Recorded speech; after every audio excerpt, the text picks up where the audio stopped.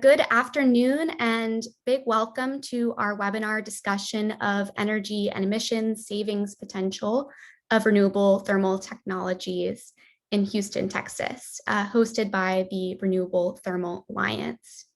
I'm Isabel Harrison, a Master of Environmental Management candidate at Yale School of the Environment.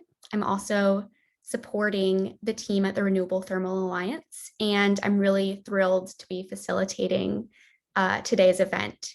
So I have a bit of a quick spiel here at the top of the hour, and then you'll get to hear from our exciting speakers. So first of all, I just want to thank everyone for being here today. We have a great audience expected. And before I dive into what the Renewable Thermal Alliance is and kick things over to our speakers, I just want to make a couple quick logistical notes, which I will also touch on later in the discussion. So first, I want to invite you to share any questions throughout the webinar through the Q&A panel on your screen. We have enabled the capability on Zoom so that you can upvote questions from other attendees if you're interested in hearing the answers to the same questions. And we will have a dedicated time for Q&A towards the end of the webinar. I also want to note that this webinar will be recorded and available on the Yale Center for the Business and Environment website after today, which is just here on the slide. So as I get started, I want to invite everyone to introduce yourself in the chat and where you're coming from. However, if you could just please use the chat only for introductions. We prefer that you pose any questions through the Q&A feature so that I can keep track of them later more easily.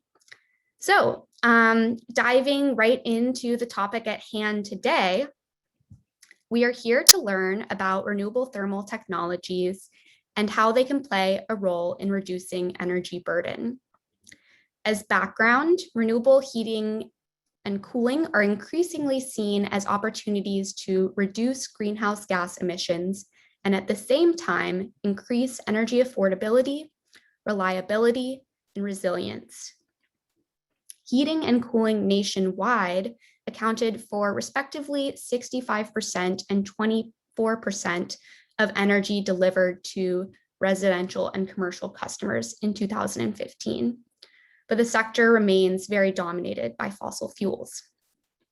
The Renewable Thermal Alliance, highlighted here on the slide, is a public-private partnership initiated by NYSERDA, the Connecticut Green Bank, and Yale University, which aims to develop the infrastructure for large-scale deployment of renewable thermal technologies to reduce greenhouse gas emissions through energy saving and fuel shifting.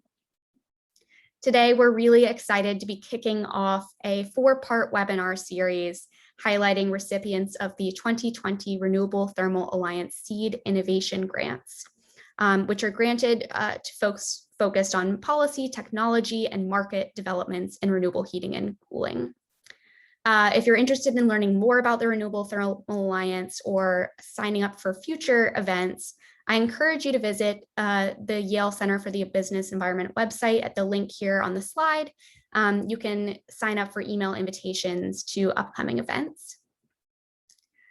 So with all that said, I'm now really happy to welcome 2 tremendous speakers from the Texas Energy Poverty Research Institute, which I will be using the shorthand acronym TEPRI today.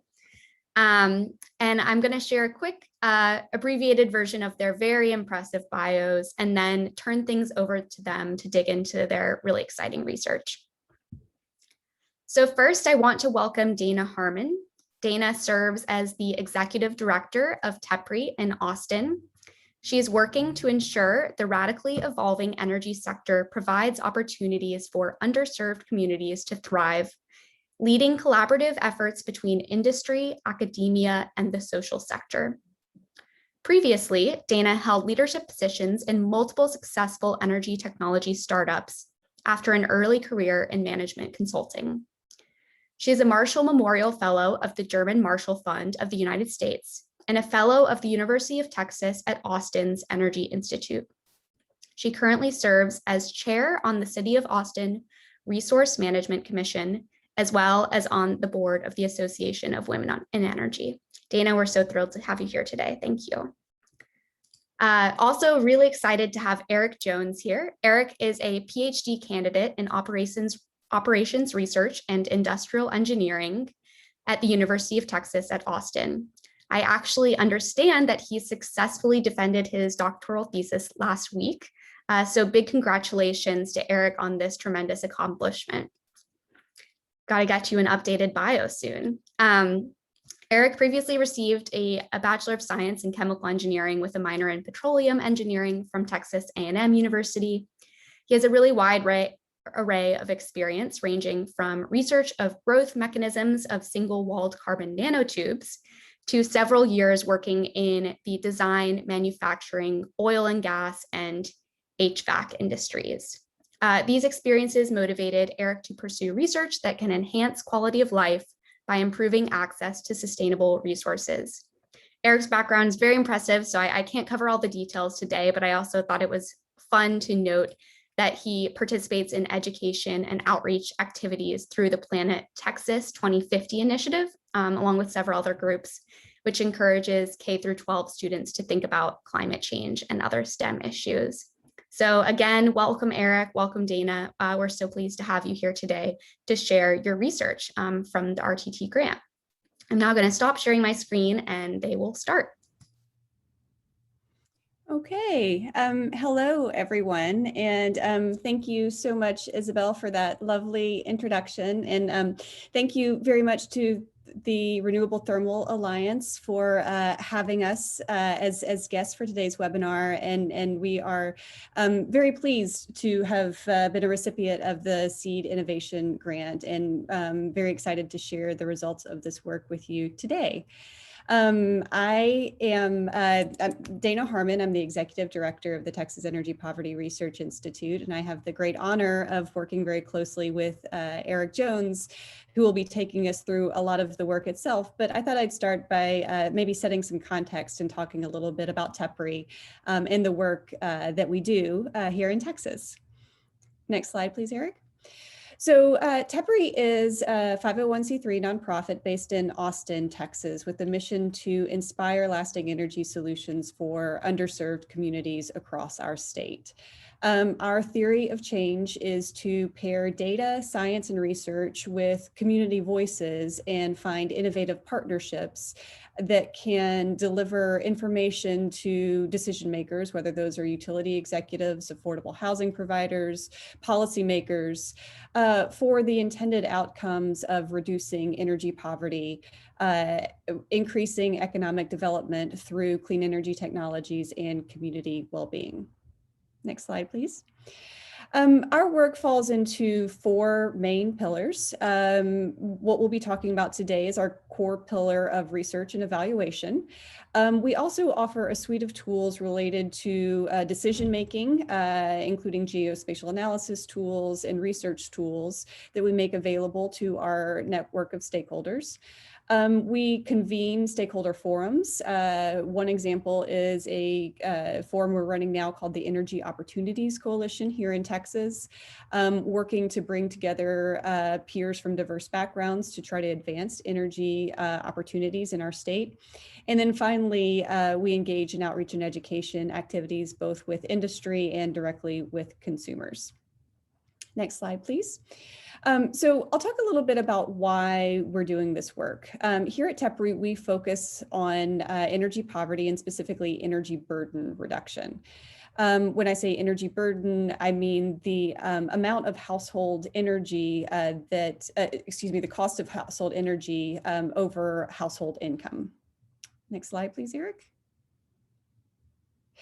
We consider energy burden high when more than 6% of household income goes towards energy costs. This is what we consider unaffordable.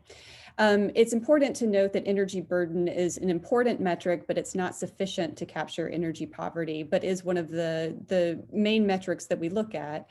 It does tell us who is going without basic energy services, but it doesn't necessarily tell us the additional qualities such as affordability, awareness, and accessibility. Next slide, please.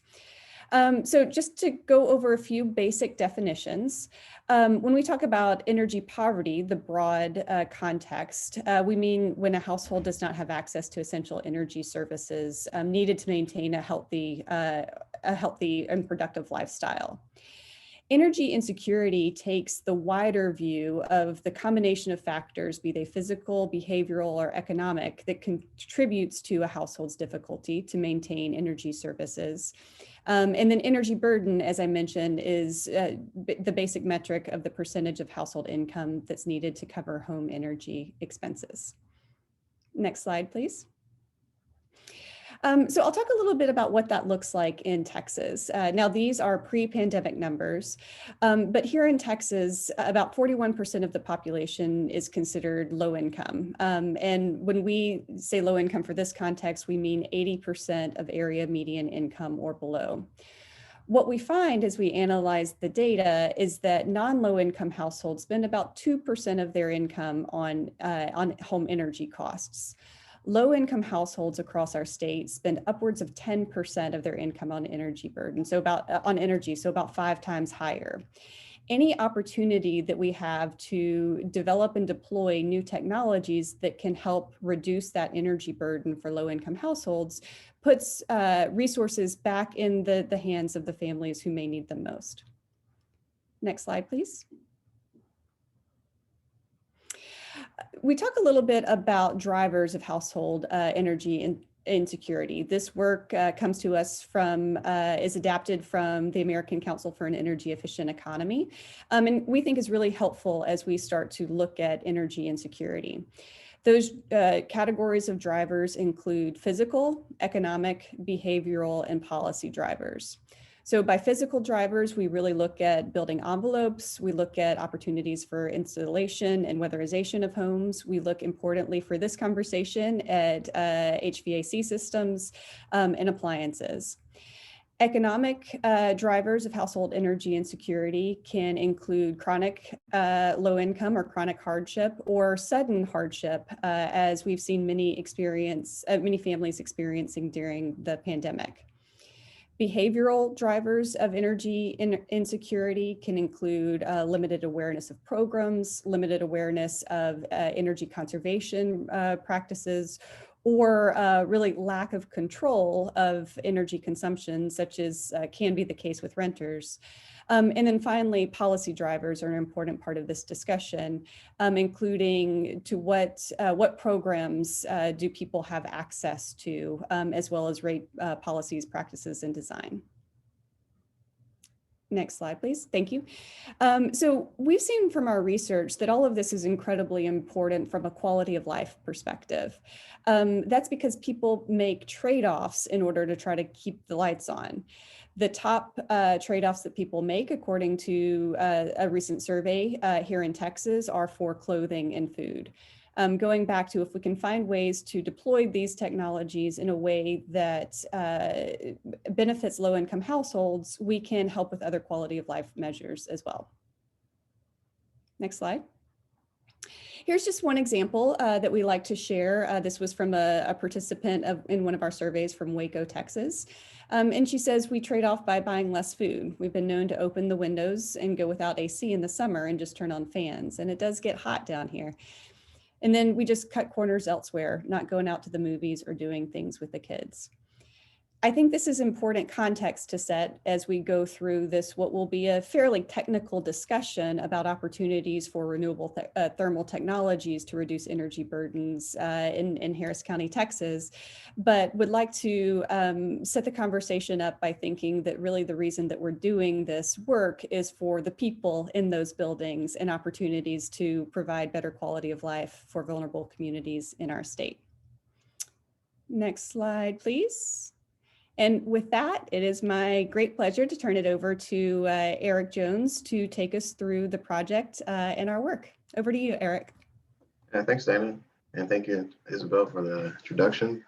So this project was commissioned by the Renewable Thermal Alliance, and the goal of it was to find opportunities for renewable thermal technology adoption in Harris County, which is the county seat of Houston, Texas, for LMI, low to moderate income households.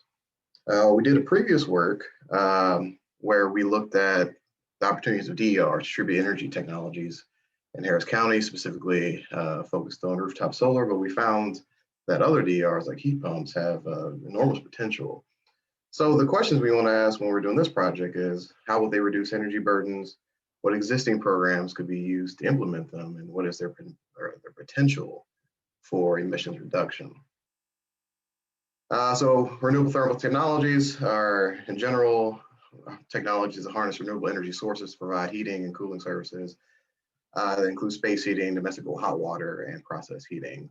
Some of these technologies include heat pumps, thermal storage, solar thermal heating, and they offer significant financial and environmental benefits to our society, but they face quite a few deployment challenges, especially among low to moderate income households. So I'm mostly focused on heat pumps. Well, I did focus on heat pumps in this work. So describing what a heat pump is quickly go over that. So heat pumps are a cooling and heating technology. So AC just cools, furnaces just heat. They do both. They use electricity to move heat from a cool space to a warm space, or actually vice versa. And since heat pumps move heat rather than create it, as is the case with the furnace, they're much more efficient. Reductions in energy burdens using RTTs like heat pumps can provide, once again, financial, environmental, and quality of life benefits to these households. I grabbed these two images that explain how it works. So in the summer, heat pump pulls heat from inside your home and pumps it outside. And in the winter, it takes it from outside and pumps it inside. It can do this because refrigerant has uniquely low boiling points. The most common one, R410A, boils at -55 degrees Fahrenheit. So it's easier to take heat from a relatively cold place and pump it to a warmer one. So that's the magic of heat pumps. And their efficiencies are being noticed. So they're in the news quite a bit. The new American Job Plan proposal, there's an article saying that the heat pump is the hero of that, especially for the building efficiency part of that. There's an article in Atlantic saying that you're thinking about home heating wrong. Getting a heat pump is one way, the easiest ways for homeowners to fight climate change. There's a bunch of cost analysis surveys for heat pumps in the news. And heat pumps and efficiency, especially with regards to how much our demand spiked with the winter storm here in Texas, could have reduced that demand spike and possibly have mitigated some of the extreme situations that we face that cause power outages. So it's becoming, these technologies getting more and more, I guess, newsworthy shine. So this work is becoming more and more prevalent. So switching gears, talking about carbon emissions in Houston. This table shows the carbon emissions by fuel source in Houston, and these tables are straight from the Houston's Climate Action Plan. So we see that emissions are mostly from electricity, but a lot of it through natural gas. Electricity powers the vast majority of the energy used with natural gas, even with supplies a pretty significant part as well. Energy is about half, transportation is the other half. And there's commercial buildings take up around 60% of energy use, but residential is a full third. So we'll be focusing on that third of residential buildings. So energy use in Texas in general. So we're a little different than the Northeast. Most of our heat, or HVAC load doesn't come from heating. It's split between heating and cooling rather than mostly heating as it is in the Northeast, which means that heating and cooling technologies like renewable thermals have a huge capability to reduce our energy use. And so what does that look like? So in this study, we looked at 3 different scenarios. The existing scenario where most people have around 14 SEER AC units, and they have some type of either furnace, which we assume most homes have a natural gas furnace, or electric heat, which we assume apartments had. And we compared those to air source heat pumps, which is ASHP, that's the green, and ground source heat pumps, which is the blue. The red is the existing, so that's the 14 SEER ACs that are combined with some other type of furnace.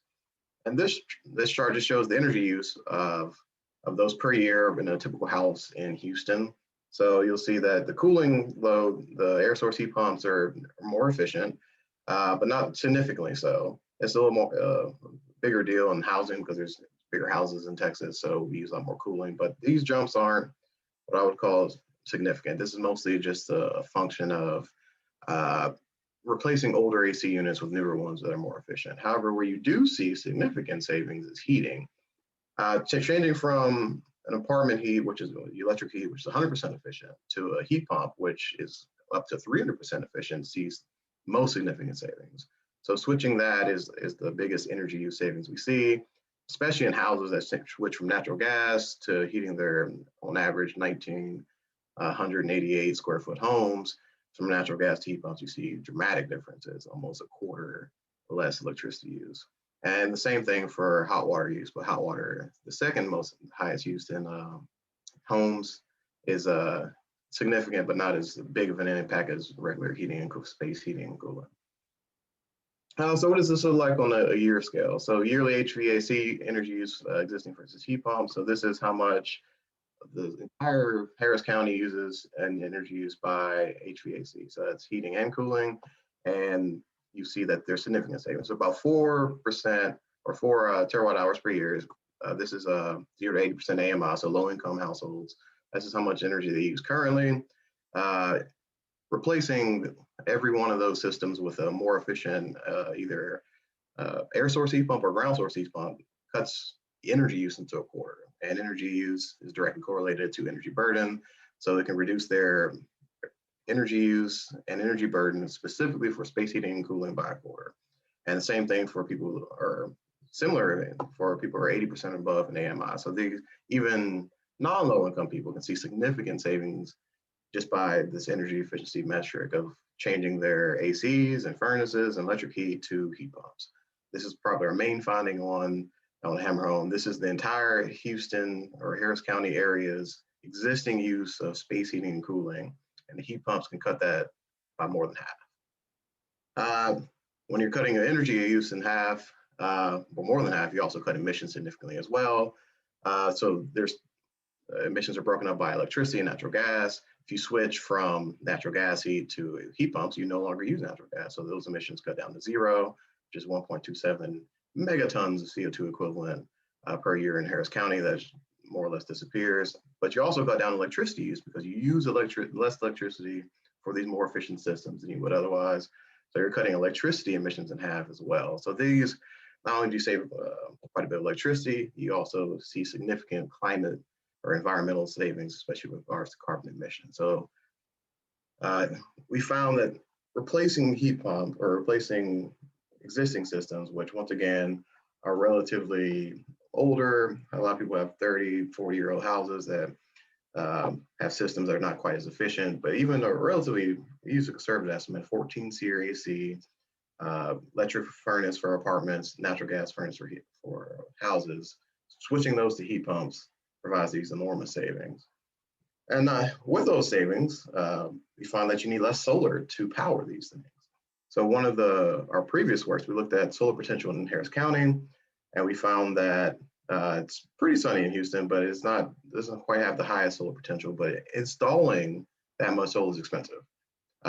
Finding ways to reduce the amount of solar you need is a cascading benefit. If you need less money up front to install solar, lower to moderate income houses can participate in the energy revolution where we're seeing more and more rooftop solar, community solar, et cetera. So by being more efficient, you need less solar to power them. So an existing situation, once again, you need about 4.3 gigawatts of solar capacity to power all the heating and cooling needs of Harris County. With air source heat pumps, you need around half of that. And with ground source, you need less than half. So this is good news for people who want to switch to renewables. By switching to heat pumps, you need less of them, which costs less money up front. So what are the energy efficiency programs for heat pumps? This was specifically in Harris County. CenterPoint, which is the provider, the utility provider for electricity and natural gas in Harris County, has a bunch of programs that are implemented by Frontier Energy. They have programs for new construction for multi-family, so you can install more efficient HVAC and heating technologies, specifically heat pumps, and they give you some type of credit. You have new construction for single family as well. However, retrofits are the best program. They developed this back in 2015, so this is a snapshot from a white paper that Frontier Energy produced, and they said they're the low-income weatherization program that highlights specific replacing of aging HVAC systems. Like I mentioned, the 14 SEER AC units or furnaces or electric heat, and all electric multifamily housing was with new high-efficiency heat pumps. That was the target of the program, and they have a quota, things around 1,000 units that they immediately fill pretty early in the year. So by May, they're done with how many units they can replace in a given year. So this is their most successful program, and it's one that shows not only the interest, but the power of having these programs tailored specifically for these type of technologies. So what's stopping further adoption in other types of programs? So one is the split incentive. For the most part, most low-income families rent. So if the landlord does not pay electricity, he is not incentivized to replace any system at all, really, with a newer, more efficient one. The energy cost is pushed on to the renter, and they have pretty much no recourse to improve their appliance efficiency. The second amount is a low credit amount from the utility. So while I mentioned the retrofit program runs out of money pretty quickly, it's because that's a generous program. It's thousands of dollars to replace an existing system with a new, more efficient heat pump. However, with new construction and new single family construction, those benefits are in hundreds of dollars. Heat pumps are quite a bit more expensive than a regular AC unit. Most people don't know how they work. Maintenance on it from different installers. It's a new technology. They're not used to it. People have been working at the companies for 40, 50 years, working on a specific type of AC unit. Heat pumps are slightly different.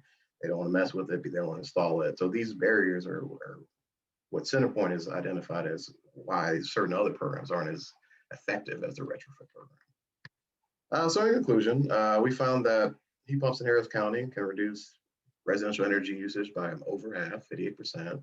They can reduce residential emissions by 44%. They reduce electricity consumption by almost 30%, and they reduce the amount of solar needed to decarbonize by around 30% as well. They're increasingly viewed as both energy and emissions reducing technologies, and they can be implemented with existing energy efficiency programs and have been quite successfully.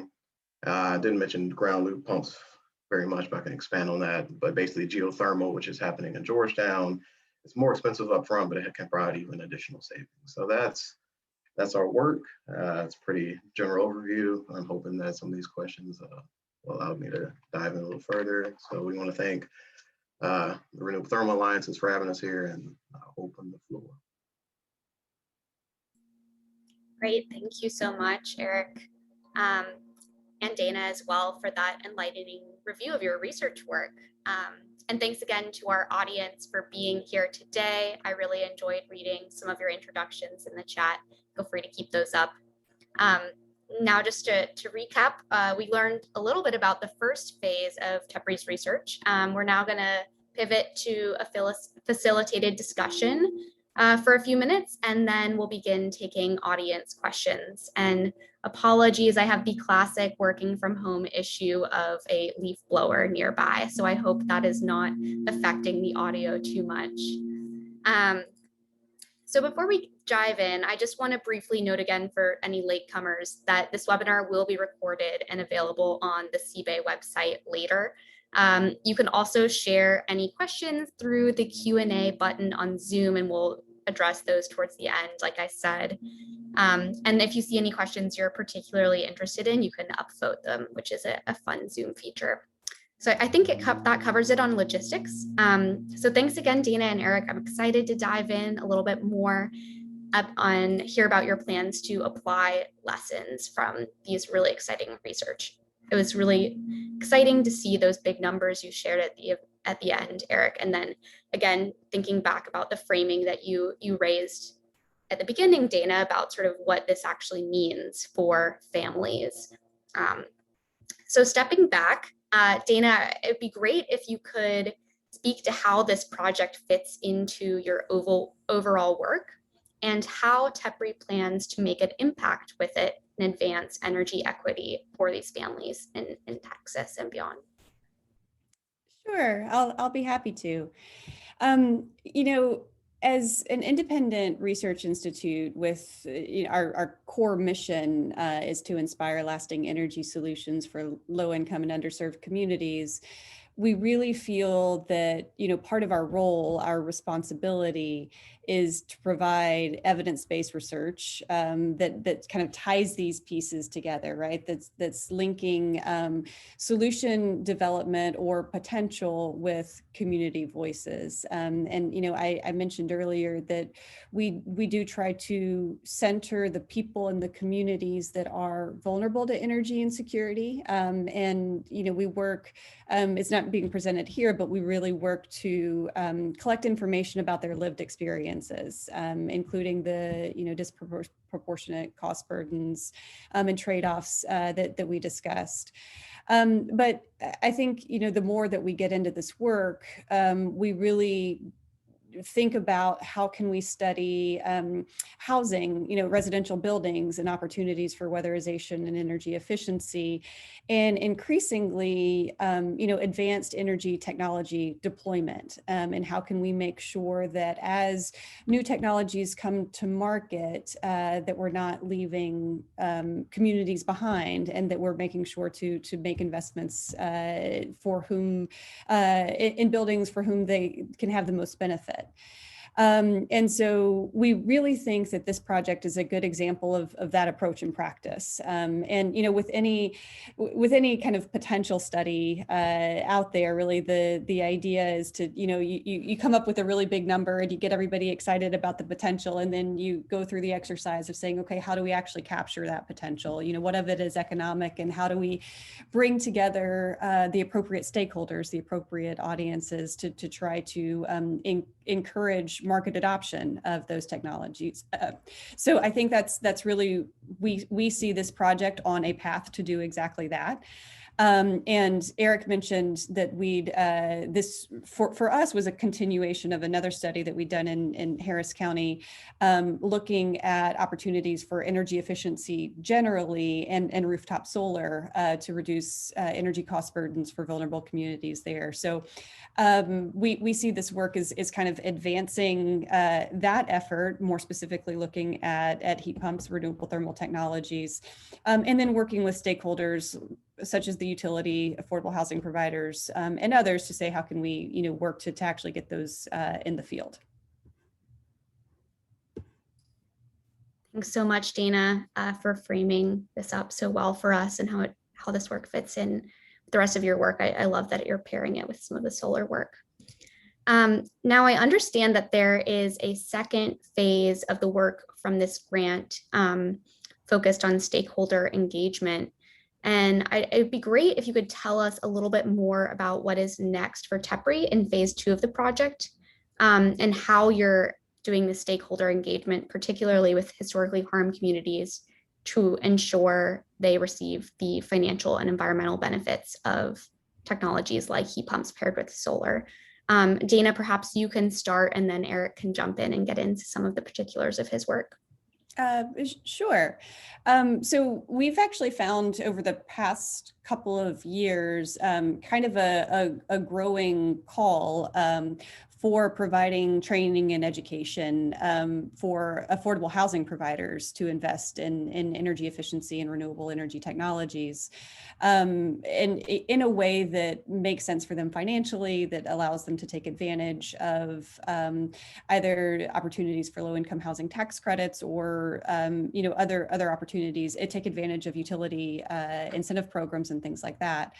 And so our intention is to, over time, build training and curricula that can help really with that kind of outreach and engagement piece with the affordable housing providers. And we are initially focusing on Houston and in the Dallas-Fort Worth areas for this content development. And so, you know, part of this work that Eric has just presented is really showing the potential that's there and why we need to make these investments. And sort of the next phase is the how do we get there? And that is the kind of phase 2, I guess I would say. Eric, would you like to expand on that work and how it kind of ties in with the training and curriculum development that you're working on? Oh, sure. So I guess you could think of it like phase 1 is finding out what is the potential. We know about this cool technology, it saves all this energy. So how much exactly does it save? Is it worth investing in? Etc. So that was the first part. That's the charge that shows you save significant amounts of energy, significant amounts of emissions by switching to heat pumps. So the next stage is, if this is true, why is it not happening? What are the barriers on that? So that's our second part, with engaging with people on the ground, community organizations, utilities, etc., who are stakeholders in part of this work to try to put these technologies and implement them. It's huge benefits for utilities who have demand reduction goals. It's huge benefits for consumers, who's our main focus. So BBVA, that's our new project for the curriculum development, where we're looking at how can we get affordable housing developers to adopt these technologies so that their renters, which are by definition low to moderate income houses, benefit, and how can they benefit as well. So that's our next step. We've actually put an outline for the curriculum. We've contacted other affordable housing developers, see their best practices, especially the ones that implement sustainable practices. We talked to different utilities. We also have our EOC, our Energy Opportunities Coalition, where we're a bunch of different stakeholders who are both community organizations, utilities, even activists, get together and come up with the ideas to push these forward. So we're really excited about it. Phase 2 of this project is more of kind of like a combination of just what our organization is about and pushing these solutions in a resource-oriented way. So that's a pretty broad overview of what we're doing. It's great to learn more about what the next steps are for this. It's really exciting. So you said it's not happening now, at least not to the extent we need it to be happening. But I'm wondering, Eric, if there are some successful approaches to accelerating adoption of these technologies in low to moderate income households. So you spoke to some of the challenges already, such as installer education, but wondering if you could dig into some of the challenges a little bit more and share any examples of actions that are making a difference. Okay, so in general, it's these appliances they're expensive and they last a long time. So a lot of people have furnaces in their house, they're 40 years old, AC units that are 30 or 20 years old. So it's a relatively capital intensive project to replace these units. So that's challenge one. No one really wants to replace their AC until it breaks. And even if it breaks, you probably want to fix it because it's usually cheaper to spend $1,000 to get somebody to recharge it or change a fan, whatever needs to be done, than to pay the $5,000 to get a new one. So that's challenge one. However, the energy savings are so significant that utility companies are saying that by replacing older units, even without heat pumps, even just an AC that's 18 or 20 years ago with a relatively new one, it's a significant amount of savings for them and helps them reach their demand reduction goals. But the heat pumps take that even further. So what we're seeing successful is the Centerpoint program for retrofits, where they take old units and replace them with new units, and they provide the money to do so. And that's the big problem, the money to do so. So when it does become advantageous for a utility company to spend $3,000, $4,000 to replace an old unit with a new one, and finding that I guess intersection between what makes sense for them cost-wise and what makes sense for the user cost-wise is probably the biggest one. But beyond that, the user is also usually not the person who owns it. So like I said, the split incentive, if your landlord owns the property, the HVAC unit, and even if they have the money to replace it, they really see no incentive to fill out the paperwork. That takes time, takes effort.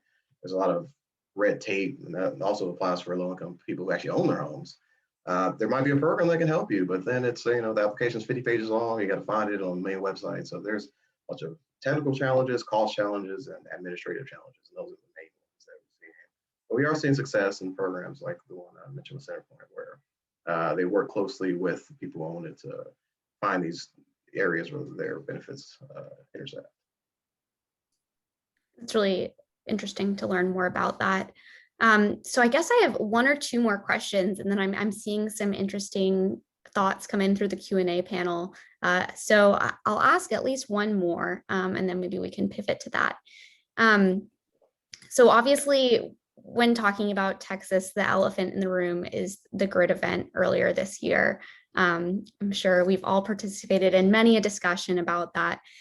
Dana, I'm curious if you can tell us more about how current thinking on the poverty energy nexus is evolving because of that event earlier this year. And perhaps if you're able to, if you can speak to what the policy landscape looks like in Austin now and more particularly in Harris County as well. Sure. It's interesting. I was just thinking that, gosh, we're 40 minutes into this webinar, and I think that's the first time that's happened since February that we haven't talked about the storm or the blackouts. But I think you're right. It certainly was a historic event that brought a lot of attention, certainly on Texas's electricity system. And one thing that was really interesting, just in terms of the way that played out, is that many of us, many decision makers, and our loved ones, experience firsthand what energy insecurity feels like ourselves. And of course, since February, there have been collective calls from all sides to figure out what we have to do to make sure that we never have a system failure like that again. And I think a lot of what we're thinking about, we're thinking about things on several fronts here, but TEPRI's main message here is, as we're collectively moving into solution developments that prevent energy systems failures like we experienced in February, we have to make sure that people are at the center of those solutions. And we have to make sure that both the cost and the benefits of investments are equitably distributed, and that we have an opportunity now to think more holistically about addressing energy insecurity as we're focusing on system reliability. The other piece that I think is a really important kind of reckoning coming out of the event in February is, of course, there's a lot of talk of weatherization of the energy infrastructure, but also weatherization of homes, and the concept of investing in housing for the purpose also of passive survivability, and making sure that folks are able to stay comfortable in their homes longer, which investments in energy efficiency can help with. Our legislature is still in session here in Texas. It meets every 2 years, and there is some legislation moving through, of course, related to the grid event, which is super interesting because it was supposed to be a fairly quiet session for energy until the storm. You ask about kind of the difference in what we're seeing here in Austin versus Harris County, and what is really interesting and unique about the way that our electricity markets are structured here in Texas. Here in Austin, we are served by a municipally owned utility, by Austin Energy, who is vertically integrated and can operate differently than the competitive electricity market, which serves the Houston area and much of the ERCOT region. And so we do need to be thoughtful about what are the appropriate, what is the role for the regulated transmission and distribution utility who's running the energy efficiency programs, and how do we think about what role they play versus the competitive retail electric provider where people are buying their energy. So I think there's the challenges aren't solved yet. I think there's a lot more discussion to be had about what's going to happen in Texas. But again, the kind of main message from our perspective is that we need to make sure that we're centering the most vulnerable populations as we're moving into solution development going forward. Thank you, Dana. That was great. So seeing here that we have about 15 minutes left, I think I'd love to pivot to some of the audience questions here and try and get in as many as we can.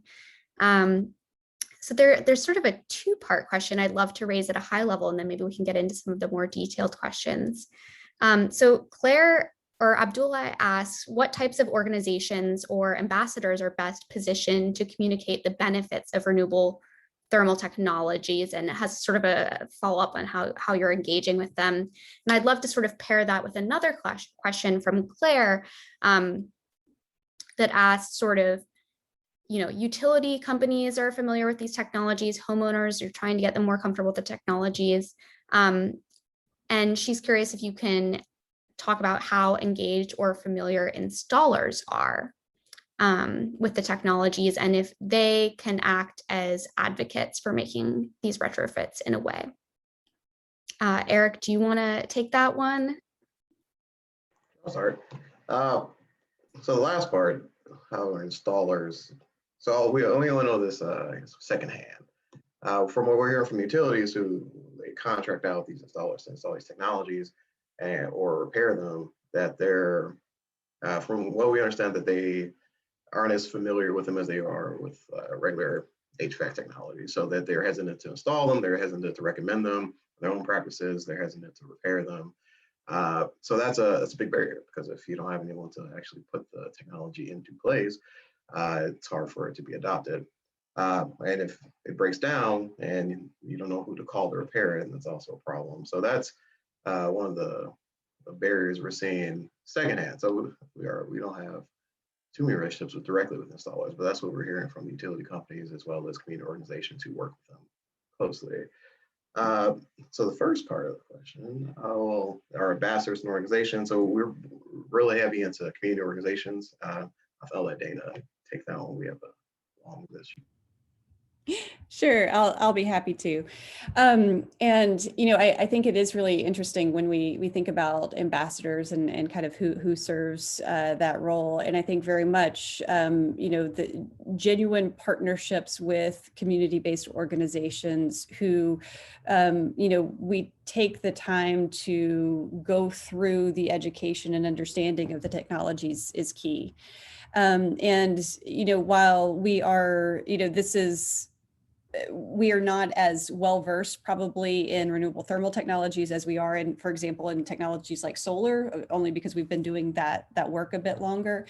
But we certainly find that, relationships with those entities that are already trusted in the community, that know the community members who also have the shared objectives, whether it be energy burden reduction, emissions reduction, air quality improvement, comfort, et cetera, is really key. There's one example in Harris County. We have a great relationship with an organization called South Union Community Development Corporation, who has been in the community for something like 40 years, who knows the residents extremely well. They're actually working on a really innovative community solar project now that brings benefits directly to community members. And specifically looking at both participation in the community solar project, but then also making sure that there are financial benefits as well. I think those theories still apply in really any of these advanced energy technologies that we're looking to deploy, in order to make sure that the technology or the solution truly meets the needs of the community, and that there's a two-way partnership, such that we're not necessarily pushing a particular technology type, but we're saying what is the right solution set that helps meet the objectives. The other thing that I'll say is important, and we've really recognized the value of, is additionally partnerships with local governments. So, part of, I think, the momentum in Harris County, and really with the city of Houston, does have to do with the city's climate action plan and the climate action planning process, and looking at what technologies are available that can help achieve those climate goals. Similarly, we've gotten questions from the county themselves about how can we use these technologies. And so I think there's a, multi-stakeholder engagement process, which is very helpful. But I think by far the best and probably the most important rung in that structure is connecting directly with community-based organizations who are trusted and do have the community's best interest in mind. It's really great. Thank you both so much. So I guess looking at the list of questions, there's one that has risen to the top because it's gotten 2 upvotes. Eli says he is curious to know to what extent TEPRI interacts with buildings financed through low-income housing tax credits, and how you deal with the issue of utility allowances in terms of reducing energy burden. I'll let whoever wants to take that question. So that's our new initiative with our affordable housing curriculum, where we're looking at affordable housing developers who are seeking these credits and how they can use sustainability to one, in reduce energy burdens for their tenants, but also they can actually reduce utility allowances in that type of way. So 30% of, they're capped at 30%, charging 30% of their tenants' income for rent, but that rent also includes utilities, water and electricity. What one of our partners, Foundation Communities, has found is that they are able to apply using the QAP program for a lower utility allowance because they're so much more efficient. So since they invest in very efficient technologies for HVAC, since they weatherize their equipment, since they use low water flow appliances for toilet sinks and faucets, et cetera, they argue that their tenants use less utilities, and as such, they can charge different rent. So it's still 30% max. So whatever that is still the amount of money is divvied up, but more comes to them so they can use more of that money for services. That's pretty much the main push of our curriculum, is how to do that in a way that's standardized and that any affordable housing developer can do to compete for these credits. So yeah, that's our way of addressing the utility allowance. And I might add to Eric, and this is actually kind of a question to you a little bit on that, but the example of the affordable housing provider that you just used, I think they are well known in our area for being highly motivated with regard to sustainable practices in their buildings, energy, water, et cetera. And I think they are fairly sophisticated in terms of finding ways to remain competitive in the points allocation when competing for those low-income housing tax credits, and that's I think part of we appreciate that process is fairly complicated, but I think one of the things that we're hoping to be able to do is share lessons learned from that process, and really demystify that process a bit. Eric, would you agree with that from your conversations with them? Yeah, a lot of people don't know that they can even apply to reduce the standard utility allowance and how to justify that. So yeah, it's really a opaque process. It's a lot of paperwork, a lot of point systems that are hard to understand. I think I was looking through, it's like 100 pages of legal S, not a lawyer, so that was fun. But yeah, that's the goal of our curriculum, is to parse through that and come up with a standardized way for everyone, anybody who wants to do it, to be able to do so in a way that benefits the residents and reduces their energy burdens. And I'm sure that will vary by state and state agency and kind of the way that those processes work. But we're hopeful at least that we can help to shed some light on that process for Texas. Thanks. That was a really great, thorough answer. So looking back at the questions, Eric with Mitsubishi noted that they've found it's important to create early retirement programs where owners are encouraged to replace their older systems before there is a, quote, puddle on the ground, and they're forced to take what the contractor has on the truck. And he's curious if there are any early retirement programs geared at low and middle income communities or not in Harris County, or I guess in Texas more broadly, would be interesting to know. So the one I mentioned about CenterPoint is it's not really a early retirement program. It's more of an energy efficiency program, but it has the same end result, replacing your appliance before it breaks with one that's better. As far as I know, there aren't any early retirement programs, but I can't be too sure. I haven't actually looked into it. That's a very valid point, but it goes to the point I was saying earlier, where people, one, they're going to wait till there's a puddle on the ground because it's expensive, and no one wants to pay for things that they don't have to until they have to. But even if there was a program, finding ways to spread awareness is a problem. Engaging with communities to find out how to bridge those barriers into, if there's this program, how can it actually benefit the citizens? It would be a problem historically. But yeah, I agree. It's generally preventative maintenance is better than waiting for it to break. But it's a hard psychological and administrative challenge that outlines a lot of this work. Great. So I know I will be interested to look into that more as part of the Renewable Thermal Alliance's work, and see what other models are out there. Thanks for the question, Eric. A couple other really great questions here. We're running low on time, but I think we can at least fit in one more. There's a question about if you interact with the Texas legislature to push for net metering. And Voya, who posed the question, noted that this could help push the benefits of cold climate heat pump technology. I know that the legislature is in session right now, so it might be a little sensitive to talk about that, but wondering if you can take a stab at that, Dana. Sure. I guess the short answer is, as an independent research institute, we are careful of really pushing for any specific policy and rather taking an approach of trying to provide information and data that can help inform policymakers' decisions. And so that is, and I probably should have said that earlier with regard to the current policy discussion, is that, you know, as a research institute, we do tend to, we're not an advocacy organization, and so we're not necessarily pushing for specific policies. That being said, though, of course, we are following what's happening with regard to net metering and, you know, several other policies that could and will likely affect the community that we seek to serve.